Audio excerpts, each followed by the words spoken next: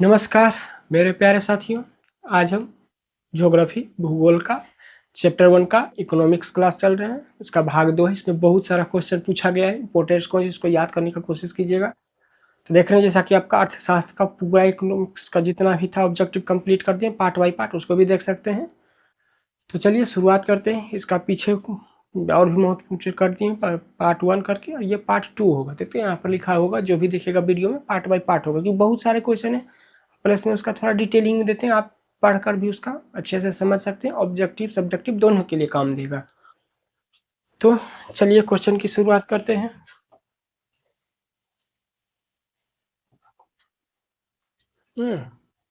मरुस्थलीय मृदा, मृदा में मिट्टी होता है, मृदा में मट्टी जिसको बोलते हैं ना हम लोग, मिट्टी को मृदा भी बोलते हैं। विस्तार निम्न में से कहाँ से है? ये देखिए 16, 17, 22 में ये पूछा हुआ क्वेश्चन है ना, बहुत महत्वपूर्ण है। इसलिए जितना भी प्रीवियस ईयर है पूरा करवा देंगे, उसके बाद सब्जेक्ट पर भी चलेंगे। मरुस्थलीय मतलब क्या? रेतीली मिट्टी, बलुआही जिसको मिट्टी बोल सकते हैं। तो वो कहाँ पर है? उत्तर प्रदेश में है? नहीं। राजस्थान में है? कर्नाटक में? महाराष्ट्र में? तो नहीं। तो ये इसका सबसे आसान आंसर है ना, ये डी नंबर। रेतीली मिट्टी आपको कहाँ? राजस्थान में मिलेगी। पूरा देख सकते हैं, यहाँ पर साइड हट जाते हैं, है ना। तो जो रेतीली मिट्टी है, बलुआही मिट्टी, देख है ना, राजस्थान देखते हैं हवा चलेगा, पहाड़ इधर से उधर, उधर से होते रहता है, बालू उड़ते रहता है, बालू जैसा रहता है। तो रेतीली मिट्टी, मरुस्थलीय मिट्टी बोलते हैं उसको, राजस्थान में पाई जाती है। और भी जगह है मगर राजस्थान में ज्यादा मात्रा में है ना। वही देख सकते हैं इसको, मरुस्थलीय मिट्टी। इसका रंग क्या होता है? लाल होने के कारण भूरा हो जाता है ना। बनावटी में क्या होता है? लवणीय होता है, ये नमक जैसा होने से इसमें पानी कमी होती है। ये भी मिट्टी हम लोग पानी कमी हो जाएगा तो देखिएगा गर्दा जैसा उड़ने लगता है, पानी कमी रहता है इसमें। यह शुष्क जलवायु वाले क्षेत्रों में विकसित होती है। मतलब शुष्क जलवायु मतलब देखो ना, शुष्क मतलब जहाँ पर वर्षा कम होती है, मतलब ना के बराबर एक तरह से बोल सकते हैं। इसमें देखिए कैल्शियम कार्बन अधिक होने के कारण नीचे कई परतों में क्या कंकर नोड्यूल्स पाए जाते हैं। उचित सिंचाई के बाद इन मिट्टियों में खेती की जा सकती है। और ये जो मिट्टी होते हैं रेतीली, अगर इसमें पानी उस लेवल का मिल जाएगा तो यहाँ पर खेती भी किया जा सकता है, मगर उधर पानी जाएगा लेके के, मिलता ही नहीं उतना, इसलिए नहीं हो पाता है। सोपानी कृषि किस राज्य में की जाती है? इसको समझ लीजिए। सोपानी कृषि जैसे देखेंगे, इसे मान लीजिए ये पहाड़ है ना, तो इसमें तो खेती होगा नहीं, तो क्या करेगा आदमी? इसको ना ऐसे यहाँ से काट देगा, सीढ़ी जैसा है ना, सीढ़ी जैसा काट काट के ना, ऐसे ऐसे कर करके काट देता है पूरा पहाड़ को, एकदम सीढ़ी जैसा ऐसे ऐसे। तो ये सीढ़ी जैसा बन जाएगा ना, फिर यहाँ पर जगह बन गया था, पहाड़ जो कटा नहीं से है ना, सीढ़ी जैसा, कैसे सीढ़ी होता है ऐसे, फिर ऐसे ऐसे करके है ना, तो ये जगह बन गया ना यहाँ पर पहाड़ में, यहाँ पर, तो उस पर खेती होता है, तो उसी को सोपानी कृषि कहते हैं, समझ गए ना। तो वो कहाँ होता है? बिहार में नहीं, बिहार में पहाड़ उतना ही सोपानी कृषि होगा। उत्तराखंड, हरियाणा, पंजाब, इस जगह तो पहाड़ पहाड़ कहाँ पर है? उत्तराखंड में। तो इसका सोपानी कृषि कहाँ हो जाएगा, है ना, उत्तराखंड में सोपानी कृषि। पहाड़ी क्षेत्र है तो पहाड़ पर क्या है, मट्टी तो आएगा नहीं, तो पहाड़ी पर ही खेती लोग करते हैं सोपानी कृषि माध्यम से। सीढ़ी नुमा उसको खेती बोलते हैं, वही लिखा हुआ है। उत्तराखंड, हिमाचल प्रदेश, पूर्वोत्तर राज्यों में जहाँ पहाड़ी क्षेत्र है ना, वहाँ पर सोपानी कृषि क्या है, आम है। मतलब इसको आसान भाषा में समझिए, जैसे पहाड़ है ना, पहाड़ को सीढ़ी जैसा काट देगा, तो सीढ़ी जैसा काट देगा तो यहाँ जगह बच जाएगा ना, तो यहाँ पर खेती करता है आदमी। बस यही सिंपल सा है सोपानी कृषि। तो पहाड़ी क्षेत्र में होता है। हिमाचल प्रदेश है ना, पहाड़ी क्षेत्र हो गया। उत्तराखंड, तो यहाँ पर ऑप्शन में उत्तराखंड था, तो वही ऑप्शन हो जाएगा। और अगर 2 3 दे देगा तो वो भी हो सकता है। पहाड़ी क्षेत्र याद रखिएगा, उधर सोपानी कृषि होती है। पंजाब में भूमि निम्नीकरण मतलब लैंड डिग्रेडेशन, मतलब भूमि को खराब, है ना, का मुख्य कारण क्या है? पंजाब में भूमि खराब होने का मुख्य कारण क्या है? आजकल तो देखते पराली क्या करता है, जला नहीं जलाना चाहिए, मिट्टी खराब हो जाती है। जलेगा तो मिट्टी का जो उर्वरक चीज है वो क्या जल जाएगा ना, मिट्टी कड़ा हार्ड हो जाएगा, तो उसे भी खराब होता है मिट्टी। देखिए कितना बार, बहुत बार ये क्वेश्चन पूछा गया है, बार बार पूछा गया है। वनोन्मूलन मतलब जंगल की कटाई से, पंजाब में उतना जंगल है ये नहीं, काट देगा बेचारा। अति पशुचारण, वो भी नहीं है। अधिक सिंचाई, हाँ, मट्टी खराब कब होगा? जिसमें पानी नहीं मिलेगा।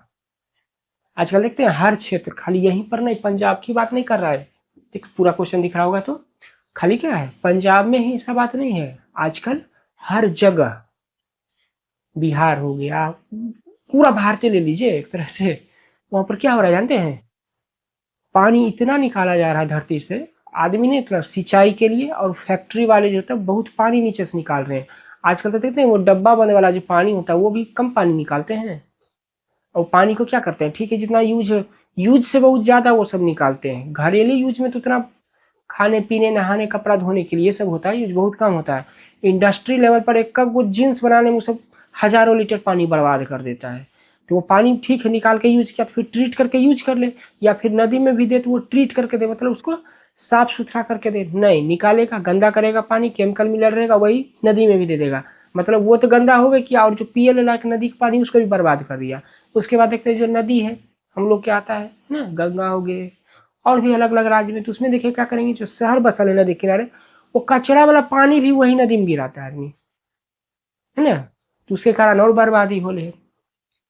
तो अधिक सिंचाई के कारण, मतलब अब हम लोग तो टेक्नोलॉजी का यूज करते नहीं, ड्रॉप सिस्टम खेत में देखते हैं, कभी खेती हम लोग बिहार में तो जानते हैं, मोटर या पहले तो फीटर चलता था, अभी मोटर क्या करेगा चला के छोड़ देगा रात रात भर, पानी जा रहा है जा रहा है जा रहा है किधरो जा रहा है ना, तो बर्बादी हुआ। तो अधिक सिंचाई कारण क्या हो गया, भूमि निम्नीकरण, लैंड डिग्रेडेशन, पानी नहीं रहेगा तो क्या आप कीजिएगा, फिर मरुस्थल नहीं बनेगा वो जगह,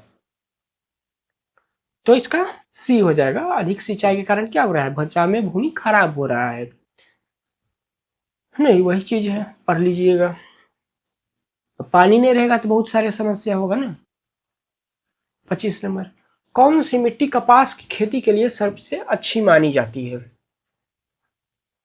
कौन सी मिट्टी कपास के लिए कॉटन के लिए अच्छी होती है, तो कौन होती है इसमें से, लाल जलोढ़ काली, काली मिट्टी है ना, पढ़ाए होंगे, काली मिट्टी ना। सी नंबर, काली मिट्टी क्या होती है, कपास के लिए एकदम सबसे अच्छा मिट्टी माना जाता है, वही सब दिया हुआ है। ब्लैक सॉइल इसको बोलते हैं, क्या होता है इसको रेगुर मिट्टी भी बोलते हैं। ये कपास की खेती के लिए सबसे उपयुक्त, कपास की और अलग इसमें और भी बहुत सारे चीज कर सकते हैं, खाली कपास के लिए, क्योंकि काली मिट्टी बहुत उपजाऊ मिट्टी होती है ना, इसमें फसल अच्छी होती है, तो इसका खेती कर सकते हैं, और बहुत सारे फसल का खेती कर सकते हैं इसमें। काली कपास के लिए माना जाता है, ये देखिए बनता किसे, यह मिट्टी लावा जनिक शैलों से बनती है, इसमें कपास उगाने की क्षमता ज्यादा अच्छा होता है। उसके बाद ये नमी भी ज्यादा, मतलब एक बार पानी दे दीजिएगा ना इसमें, तो और मिट्टी है जैसे रेतीली मिट्टी, वो पानी तुरंत खत्म हो जाएगा उसमें, मगर ये मिट्टी में पानी दे दीजिएगा तो ये ज्यादा दिन तक उसको बनाए रखेगा नमी मिट्टी में, काली मिट्टी का गुण, इसलिए अच्छा फसल होगा इसमें।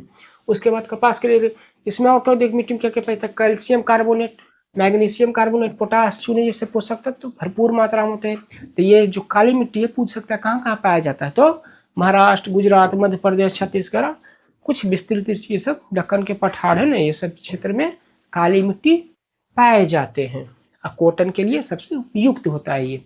भारत में लगभग कितने करोड़ हेक्टेयर भूमि का क्षरण हो चुका है, 15 करोड़, 20 करोड़, 13 करोड़, 118 करोड़, इसमें से 13 करोड़ का क्या हो चुका, भूमि का क्षरण हो चुका है ना। 13 करोड़ भूमि का क्या हो चुका है, क्षरण, मतलब खराब कर दिया गया है। देखिए लगभग 13 करोड़ भूमि क्षरण, लैंड डिग्रेडेशन हो चुका है ना, तेजी से जमीन भी अब भारत में क्या हो रही है, बिगड़ रहा है, खराब हो रहा है। बहुत सारे कारण है उसके, भूमि खराब होने के बहुत सारे कारण है। पहला तो है जल खत्म हो रहा है, क्या हो रहा है हर शहर में, क्योंकि देखिए जल को नीचे जाने के लिए जगह मिल ही नहीं रहा, जो जल है उसको बर्बादी बहुत ज्यादा, इंडस्ट्री वाला ज्यादा कर रहा है, घरेलू ज्यादा। फिर वायु प्रदूषित, बिंदु रोडेड हो रहा है भूमि से, फिर लवणीय और क्षारीय ना, ये सब बनो। उसके बाद वन भी आजकल आदमी अच्छे मात्रा में काट रहा है बेचारा, लगा नहीं रहा मगर काट रहा है जंगल अच्छा खासा है ना। भूमि क्षरण के कारण देखिए मुंह में वनोन्मूलन, मतलब जंगल की कटाई, पति पशुचारण, अधिक सिंचाई जो लवणता और क्षारीयता से बढ़ाती है, खनन गतिविधियां शामिल, ये सब के कारण क्या हो रहा है, भूमि खराब हो रहा है ना। तो 13 करोड़ हेक्टेयर भूमि क्या हो चुका है, खराब हो चुका है, डिग्रेडेशन हो चुका है उसका। मेढक देखिए, मेढक के प्रजनन को नष्ट करने वाला रसायन कौन सा है? ये सब बायोलॉजी का क्वेश्चन है मगर दे दिया गया है ना, इसमें भूगोल में दे दिया गया है ये वाला सब। तो पूछ रहा है मेढक, हर जीव क्या आते हैं, जन्म लेते हैं मरते हैं, तो वैसे ही मेढक भी क्या जन्म लेते हैं। इसमें से पूछ रहा है कौन ऐसा केमिकल है उसकी जो जन्म प्रक्रिया उसको बिगाड़ खराब कर देता है। तो एंड्रीन है वो, कौन सा है, एंड्रीन। ये वाला केमिकल क्या होता है, इसके जनन प्रक्रिया को बाधित करता है, एंड्रीन है ना, ये केमिकल है। आजकल जो हम लोग खेत में छीट रहे हैं केमिकल, उससे क्या हो रहा है, हम लोग को तो हानि हो रहा है, उसमें जो जीव जंतु है उसको भी नुकसान पहुंचा रहा है, जो हमारे फायदे के लिए। जैसे केचुआ किसान का दोस्त माना जाता है, तो देखो खाद्य देकर उसको खत्म के लिए जा रहे हैं। आजकल खेत ऐसा हो गया कि खाद दीजिएगा तो उपजेगा, नहीं खाद दीजिएगा तो उपजेगा भी नहीं, वैसा बन गया वो। और देखिएगा जिसमें खाद की मात्रा है तो मिट्टी भी अजीब जैसा हो गया वो, एंड्रीन है ना वो केमिकल, जिसके कारण मेढक के प्रजनन को प्रभावित कर रहा है वो एंड्रीन, है ना। कर लीजिएगा, जो बताए हैं वही दिया गया है। 28 नंबर, देश के बांधों को किसने भारत का मंदिर कहा था? बांध देखिए देश में बहुत जरूरी है। A B C D, Pandit Nehru है डी में, कौन बताइए इसमें से। देखिए इसके बारे में भी कुछ बता देते हैं, बांध क्यों जरूरी है। जैसे देखिए नदी है ना, ये नदी आ रही है ऐसे, तो सालों भर तो पानी पड़ता है नहीं भारत में, रेनी सीजन आता तभी पड़ता है। तो रेनी सीजन में क्या होता है, पानी बहुत सारा हो गया, नदी में पानी बहुत सारा हो गया, तो ये पानी क्या होगा, जाकर समुद्र में मिल जाएगा, तो बर्बाद ही हो गया। अब यहाँ पर हम बांध बना दें, यहाँ पर क्या करें, बांध बना दें, है ना। तो क्या होगा, जब बरसात के दिन आएगा तो पानी हम इधर रोक लेंगे, इधर भी पानी रहेगा तब तक ना, बरसात के सीजन है।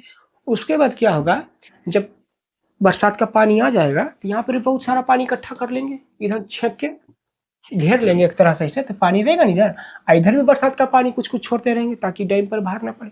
उसके बाद जब बरसात खत्म होगा तो इधर पानी सूखेगा, कमेगा, तो इधर वाला आदमी को पानी चाहिए, तो इधर जो पानी इकट्ठा हम कैले हैं अब वो धीरे धीरे छोड़ेंगे इधर, है ना।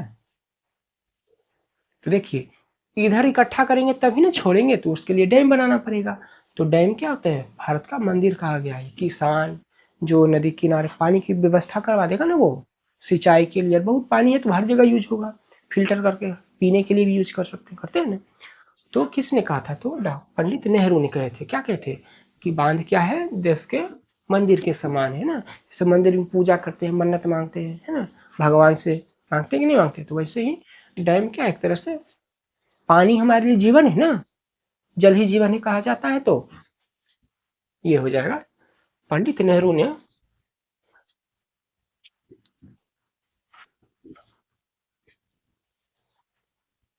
है ना, डी नंबर, पंडित नेहरू ने कहे थे कि बांध क्या है, भारत का मंदिर जैसा है ना, पंडित जवाहरलाल नेहरू कहे थे। 29 नंबर देखिए, कुल जल का कितना प्रतिशत भाग महासागरों में निहित है, मतलब समझ लीजिए 96, 95, 96.6, 95.5। तो जैसे ये पृथ्वी है, तो इसमें से देखते हैं ना जमीन वाला पार्ट बहुत कम है और महासागर बहुत ज्यादा है ना, 5 5 गो महासागर है ना, सबसे बड़ा है प्रशांत महासागर, है कि नहीं है। तो उसी में बोल रहा है, जो महासागर है, समुद्र तो छोड़ दीजिए, समुद्र नहीं, महासागर बड़का बड़का है सब, है ना। इसमें से महासागर में कितना पानी है, कुल जल का कितना प्रतिशत महासागर में, तो कितना प्रतिशत है, 96.66% है ना, 96.6%, 6%, 96.6% क्या है, महासागर में जल है, वो खारा पानी समुद्र वाला वही वाला है। देखिए महासागर में कितना है, 96%, और ताजा 2.5 से 3% है, 2.5 से 3% है। उसमें हिमखंड बर्फ के रूप में नीचे हो गया, नदी में हो गया, वो सब पानी हो गया। और खाड़ा कितना है, 96.6% है, याद रखिएगा।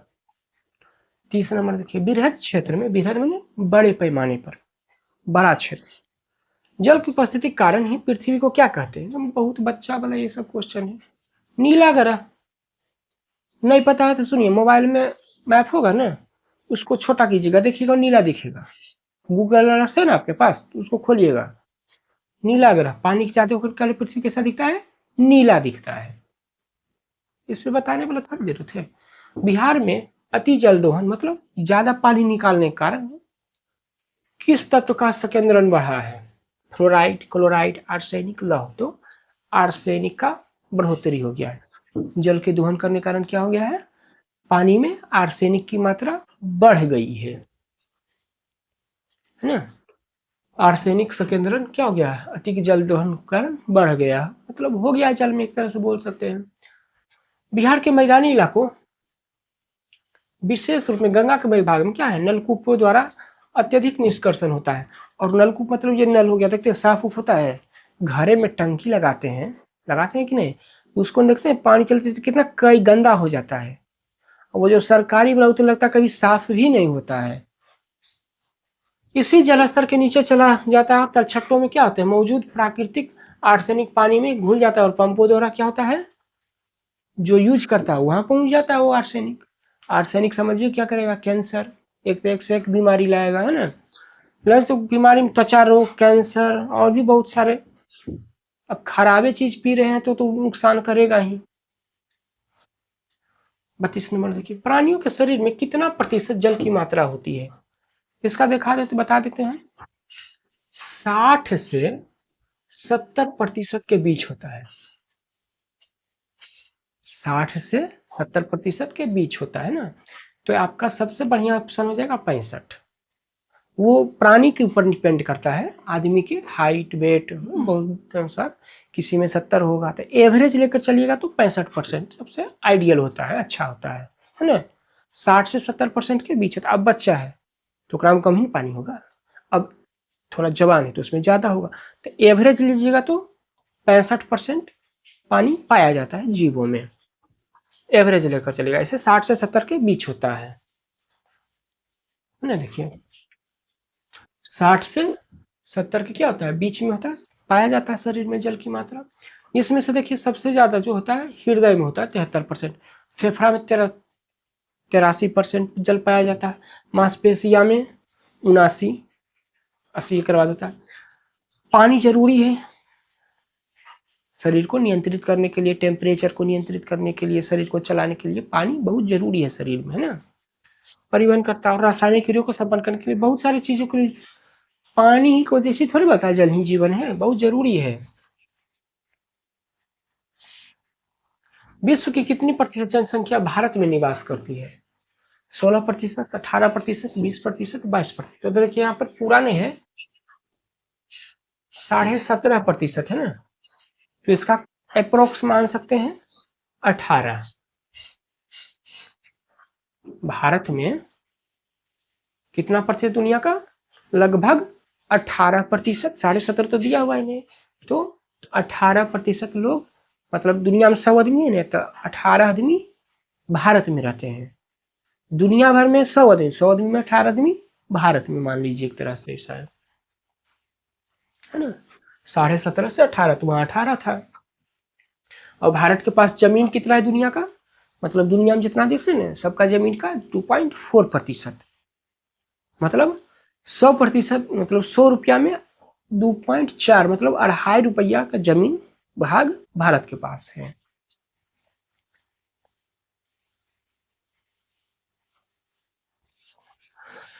इससे क्या होता है? भारत सबसे घनी आबादी वाला देश बन जाता है ना, चीन को पीछे छोड़ दिया अभी तो।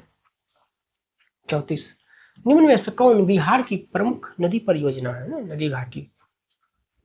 बिहार में सबसे ज्यादा कौन नदी प्रचलित? शोक नदी से सोन नदी, तो क्या होगा? सोन घाटी, है ना। बिहार में सोन घाटी, सोन नदी घाटी परियोजना प्रमुख है। बिहार में सोन नदी घाटी परियोजना सबसे प्रमुख है। क्यों? क्योंकि देखते हैं इसमें पानी आता तो बाढ़ आ जाता, तो डुबा देता, तो शोक नदी बोलते इसको। तो इसी पर न बांध बनाएगा तो नियंत्रित किया जाएगा, तो सोन नदी घाटी परियोजना डी नंबर हो जाएगा आंसर, है ना। बिहार की सोन नदी घाटी परियोजना क्या है? जरूरी है। तो वहां पर देखिए क्या बरसात में उत्तरी क्षेत्र में है सोन नदी, पानी ज्यादा पड़ता है, हिमालय से भी आ जाता है पानी, तो ज्यादा हो जाता है बरसात में पानी, तो डूब जाता है। और जब बरसात खत्म तो सुखाड़। तो उसी को मैनेज करने के लिए क्या सोन नदी घाटी पर ही जो सिंचाई के लिए, पानी के लिए, पीने के लिए और बहुत सारा यूज हो सकता है अगर यहाँ पर बनता है तो। इससे दिक्कत थोड़ी, देखो सिंचाई ये सब कर सकते हैं। तो ये क्या कहाँ फैला है, औरंगाबाद, रोहतास, ये सब के जो जिला है, भोजपुर, पटना, सब क्या है, इसको फायदा होगा अगर बनेगा इस पर तो। भारत में 2001 में कितने प्रतिशत भौगोलिक क्षेत्र में वन का विस्तार था? 2001 के अनुसार बोल रहा है, किताब के डाटा के अनुसार, ठीक ना। कितना प्रतिशत भौगोलिक क्षेत्र में वन का विस्तार था, बताइए तो। 19.27%। 2001 के अनुसार कितना है, 19.27% वन का पूरे भारत में विस्तार था, है ना। देखिए 2001 के अनुसार कितना है, 19.27%। उसके बाद होना चाहिए था 33। जितना भी देश का क्षेत्रफल है उसका 33% जब वन होना चाहिए, जिसके लिए अच्छा होता है, मतलब हवा वो शुद्ध करेगा, पेड़ पौधा ही करेगा, तो है कितना, 19 है। होना चाहिए 33, है कितना, 19, तो कम है। मगर अभी कुछ बढ़ा है, अब कितना हो गया है भारत में कुल वन, 24.62। तभी अभी भी कम ही है ना एवरेज से। वन स्थिति रिपोर्ट 2005 के अनुसार भारत में वन का विस्तार कितना प्रतिशत हुआ था? 36 नंबर क्वेश्चन है। 2005 के अनुसार भारत में वन का विस्तार कितना प्रतिशत बढ़ा? तो 20.60% का वन का क्या हुआ, विस्तार हुआ है ना। भारत में जंगल का वृद्धि हुआ है, मतलब लोग जंगल लगाए, पेड़ लगाए, तो 20.60% भौगोलिक क्षेत्र में क्या हुआ, जंगल की बढ़ोतरी जरूरी है ना। देखिए 2005 के अनुसार इतना क्षेत्र में जंगल का विस्तार हुआ, पेड़ पौधे लगे। बिहार में कितने प्रतिशत भौगोलिक क्षेत्र में वन का फैलाव है? अब बिहार की बात कर रहा है, दिया हुआ है इसके करीब, इसका करीब कितना है, 7.8 मार सकते हैं। बिहार में कितने हैं, 7.1%। जितना बिहार है उसका 7.1% भाग क्षेत्र में क्या है, क्षेत्रफल भाग में वन है, जंगल है, एक तरह से बोलते बहुत कम है, होना चाहिए 33। बिहार में भी जितना क्षेत्रफल है उसका 33% भाग जंगल होना चाहिए, मगर है देखिए कितना, 7%। मगर बिहार में देखते जंगल मिलता है, कहीं नहीं मिलता है, जंगल बहुत कम है ना। 7.84 है, कहीं कहीं 7.4 भी दिखाता है, तो 7.1 मान सकते हैं प्रतिशत है जो आपके ऑप्शन में, मतलब कितना देखिए 7,380.79 वर्ग किलोमीटर ही पूरे बिहार में वन है ना। और वो भी कहाँ कहाँ है बिहार में, कैमूर, पश्चिमी चंपारण, रोहतास, मुंगेर, जमुई जिले में वन ज्यादा है, बाकी जगह जंगल भी नहीं है, वन भी नहीं है। तो ये डाटा याद कर लीजिएगा। आंसर में आपका है 7.1, ये आंसर हो जाएगा। 7.84 है ना। आगे देखिए 38 नंबर, पूर्वोत्तर। पूर्वोत्तर मतलब नॉर्थ ईस्ट जो है ना, मतलब मिजोरम, मेघालय, असम, है ना, अरुणाचल प्रदेश। 188 आदिवासी जिलों में देश के कुल कितना प्रतिशत वन, यहाँ वन है ना, जंगल वन है, 75%, 80.05%, 90.03%, 60.11%। तो इसका डी है, 60.11% है।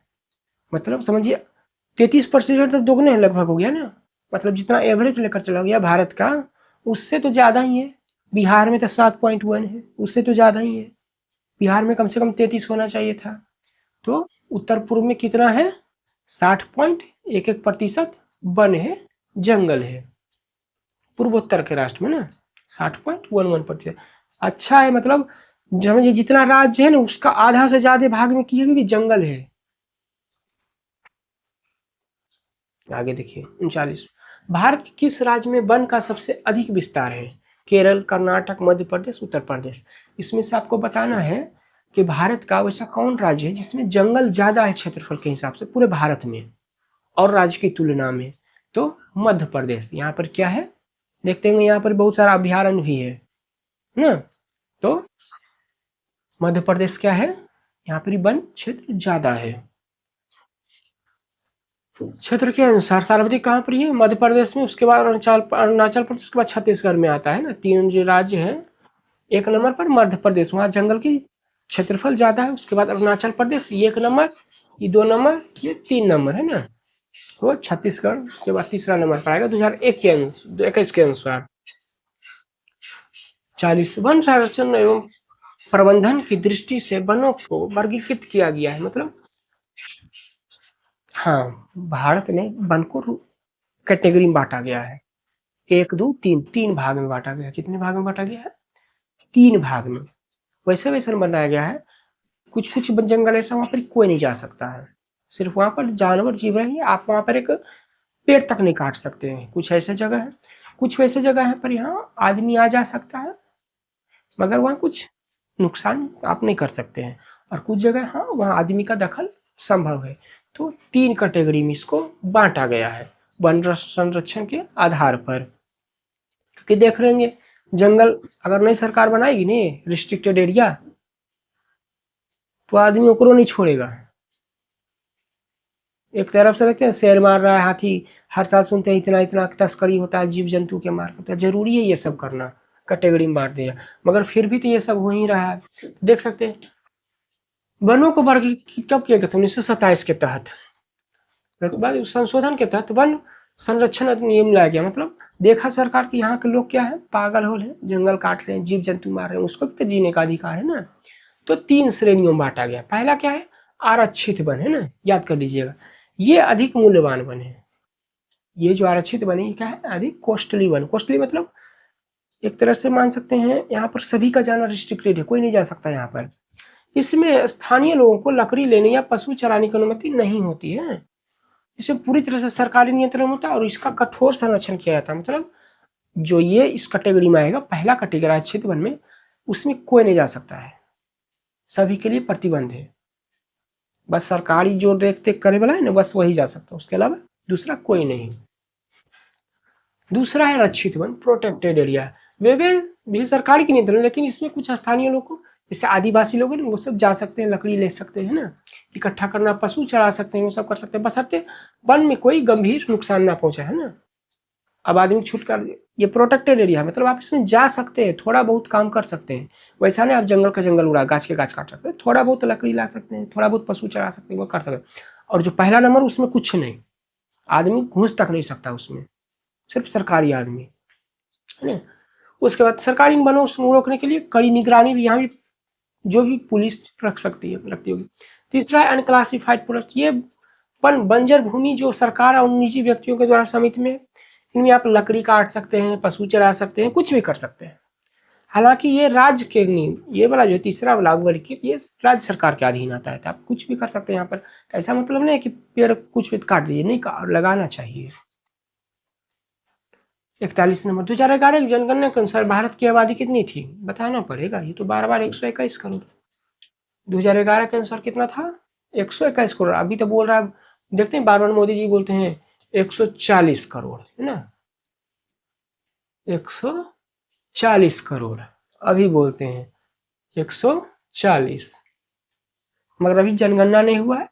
26-27 में बोले कि आएगा जनगणना, गिना खत्म, पता चल जाएगा कितनी आबादी है। तो 2011 के अनुसार कितना है? 121 करोड़ है, याद कर लीजिएगा, है ना। FAO की वार्षिक रिपोर्ट के अनुसार 1948 ईस्वी में विश्व में कितने हेक्टेयर भूमि वन का विस्तार था? अभी की बात कर रहा है, 1948, मतलब वही भारत एक आजादी के 1 साल बाद के बात कर रहा है। तो 6 अरब, 4 अरब, 8 अरब, 5 अरब, कितना था? 4 अरब था। 1948 में कितना था? कितने हेक्टेयर भूमि में जंगल थे? 4 अरब हेक्टेयर में। अभी नहीं, 1948 के बात कर रहा है ना। कितना था 1948 में? 4 अरब हेक्टेयर में। भारत का राष्ट्रीय पक्षी, कहे की जरूरत है, मोर।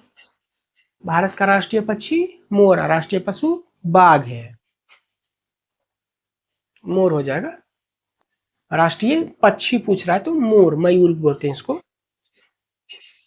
चरक का संबंध किस देश से था? चरक एक भारत के जाने माने, शायद पूरा देख लीजिए क्वेश्चन को।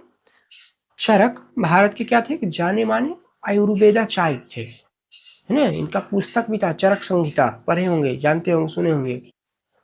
जो भारत में आयुर्वेदिक देख रहे हैं ना, जड़ी बूटी वाला, उनका एक किताब लिखा हुआ था किस बीमारी का कैसे इलाज करना है, सब चीज दवाई कैसे। अभी भी देखते हैं जो दवाई होता है उससे बेहतर है अंग्रेजी दवाई से जड़ी बूटी, मगर लोग अभी उतना जानकार नहीं है। पहले के लोग बहुत जानते थे जड़ी बूटी के बारे में, वो ज्यादा बेहतर चीज था, ये वाला अंग्रेजी दवाई से, केमिकल वाला से। तो भारत से थे। चरक संहिता का संबंध किससे है? भारत से है ना। आयुर्वेद के जनक माना जाता है इनको। आयुर्वेद के लिए समझिए इन्हीं को भारत में जाना ही जाता चरक संहिता से। अभी भी इनका किताब पढ़िएगा, देखिएगा, उसमें इलाज कैसे कैसे लक्षण सब चीज बताएगा आयुर्वेदिक तरीके से, है ना। चरक संहिता देखते इनका आयुर्वेदिक ग्रंथ है। जो आयुर्वेदिक के 3 मुख्य ग्रंथों बृहत बृहत्तरी बृहत्तरी में से एक है। काला माना जाता है। चरकुशान वंश के शासक कनिष्क के राजवैद्य थे। वो ये राजा के वैद्य थे, राजा के डॉक्टर थे, तो नॉलेज तो होगा ही ना इनको। जिनका समय प्रथम और द्वितीय शताब्दी ईस्वी पूर्व का था। चरक संहिता आज भी भारतीय चिकित्सा पद्धति आयुर्वेद के लिए क्या है? मौलिक पाठ है। आज भी ये जिनका किताब है चरक संहिता, उसको जो आयुर्वेदिक पढ़िएगा ना तो उसमें पढ़ाया जाएगा इसी से। टैक्सोल का उपयोग किस में होता है? इसमें से मलेरिया में, एड्स में, कैंसर में, टीबी के। मतलब टैक्सोल एक पेड़ का छाल होता है, ठीक ना, एक तरह से जड़ी बूटी समझिए। उसका यूज किस कौन बीमारी में होता है? कैंसर के इलाज में। टैक्सोल का किस में होता है? कैंसर के इलाज में होता है ना। टैक्सोल एक पेड़ का छाल होता है, उसी से दवाई बनता है। तो जो दवाई खाते हैं वो भी क्या है? दवाई। तो वो जो क्या करता है, ले लिया जड़ी बूटी, उसको पानी में खौला दिया और कुछ केमिकल रहा उसमें मिला के आटा बना दिया, वो गोली टेबलेट हो गया। और क्या, पहले वो काढ़ा पिला दिया जाता था, वो टेबलेट फॉर्म में हो गया है, तो वही, खाली उसको दाम बढ़ा दिया गया। और क्या, तो टैक्सोल का क्या होता है? कैंसर के इलाज में छाल जैसा होता है ये। जैसे कैसे सर्दी खांसी हुआ तो तुलसी काढ़ा और भी वो सारी चीज होता है ना, सब खोखी हो गया तो हर्रे बहेड़ा पता नहीं क्या क्या सब होता है, आमला आमला खाते हैं ना, सब क्या होता है, उसी तरह हो गया ये भी। और क्या, टैक्सोल इसको क्या बोलते हैं याद रखिएगा, पैक्लिटैक्सोल, पैक्लिटैक्सेल, टैक्सेल। रासायनिक नाम क्या है इसका? पैक्लिटैक्सेल, है ना, ये देखिए पैक्लिटैक्सेल बोलते हैं इसको, रासायनिक नाम है। ऐसे बोलचाल के भाषा में इसको टैक्सोल बोलते हैं। यह एक प्राकृतिक रूप से प्राप्त होने वाला क्या है? छाल रहता है एक तरह से, है ना। देखिए हिमालय एक पेड़ रहता है, उसका छाल रहता है, ये वृक्ष की छाल से निकाला जाता है। यह क्या है? शक्तिशाली कीमोथेरेपी द्वारा, कीमोथेरेपी कैंसर के इलाज में प्रयोग किया जाता है। भगवान से नहीं किसी को होने, है ना। इलाज के कौन कौन कैंसर देखें, स्तन कैंसर, बहुत सारे कैंसर के प्रकार हैं, उसमें क्या है, इसका दवाई बनाकर यूज किया जाता है टैक्सोल का। विश्व पर्यावरण दिवस कब मनाते हैं? है ना, 5 जून, 3 अप्रैल, 3 सितंबर, 1 दिसंबर। बताना थोड़ी पड़ेगा, ये सब बार बार तो पेपर में आते रहता है। विश्व पर्यावरण कब मनाते हैं? 5 जून को, 5 जून को, है ना।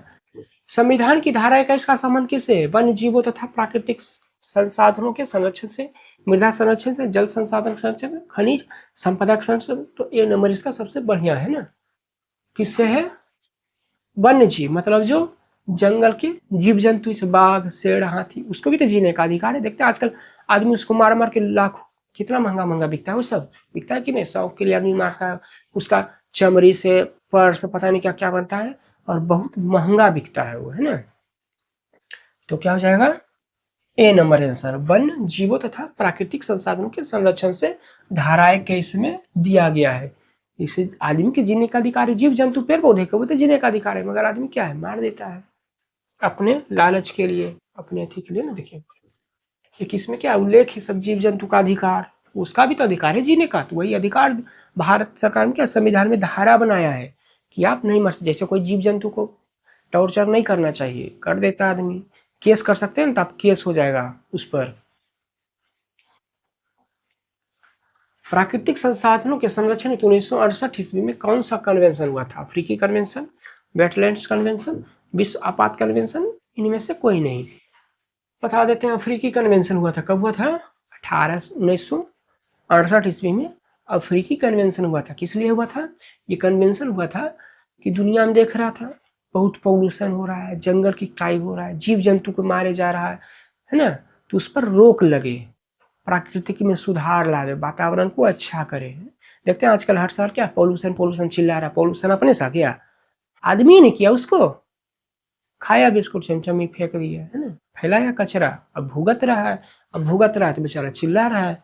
जिसके पास पैसा है वो तो बढ़िया से रह रहा है, जिसके पास नहीं भुगत तो वो रहा है। इसलिए कहता है आसपास साफ सुथरा रखने के लिए और गंदगी नहीं फैलाने के लिए अफ्रीकी कन्वेंशन हुआ था 1968 ईस्वी में।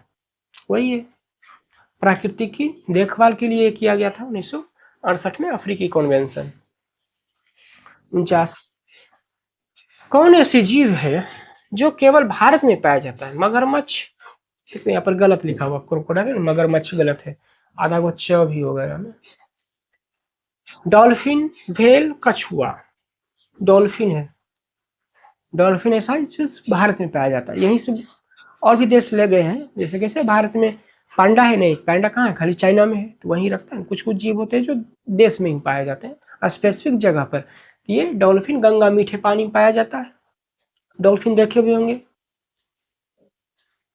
इनमें से डॉल्फिन क्या है सिर्फ भारत में पाया जाता है, याद रखिएगा, है ना। डॉल्फिन मीठे पानी में व्यापक रूप से पाया जाता है। यद्यपि कुछ डॉल्फिन जैसे ये वाला जो भारत के बाहर भी पाई जाती है, गंगा नदी में डॉल्फिन विकल्पों में भारत सबसे विशिष्ट है ना। ब्रह्मपुत्रा में भी पाया जाता है, भारत नेपाल बांग्लादेश से होकर गुजरती उसमें भी कुछ कुछ पाया जाता है ना। 50 नंबर, किस खनिज को उद्योग की जननी माना जाता है? मैंगनीज, बॉक्साइट, लोहा, सोना।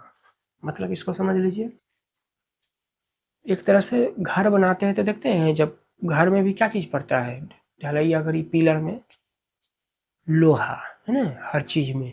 तो लोहा का हर जगह यूज होता है, ये मजबूत धातु है ना।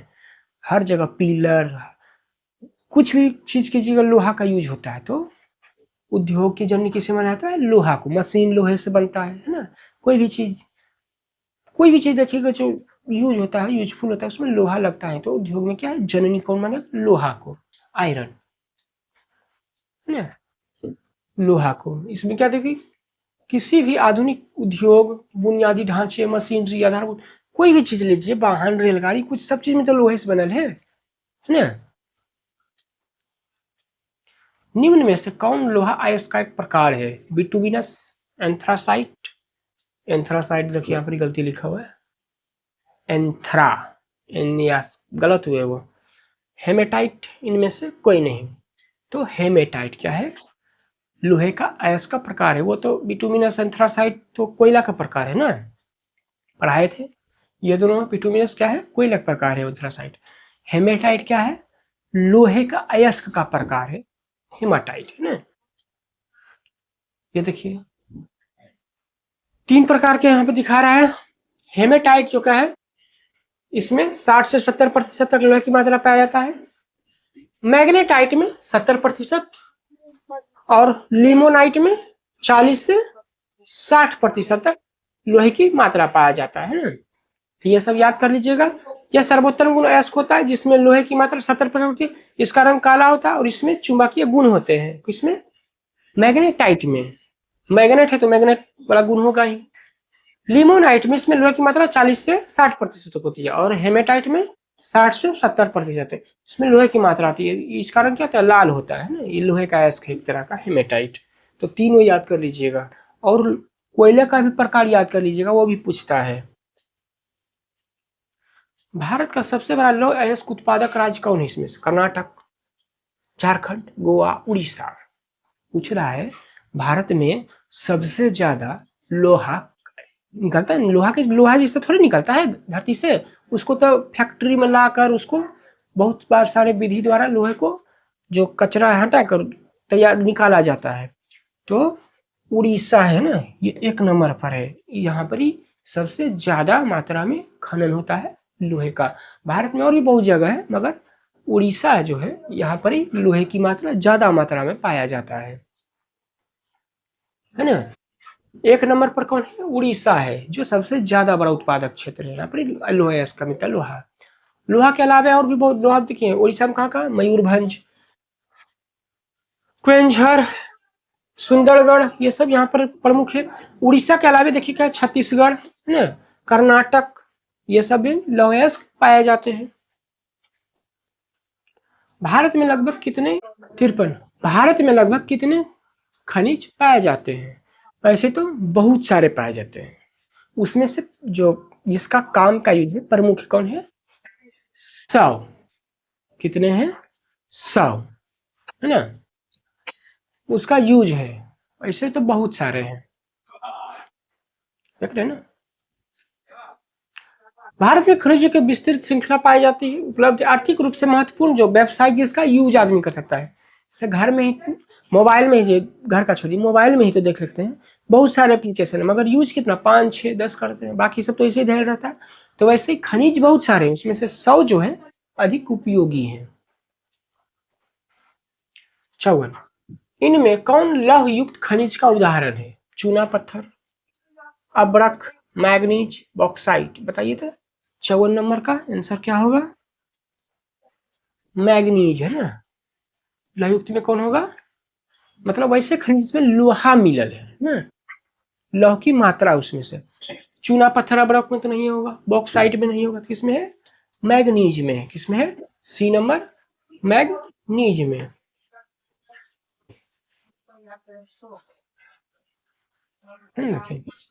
मैग्नीज में क्या आता है? लोहे की मात्रा एक तरह से पाया जाता है, श्रेणी में रखा जाता है। 55।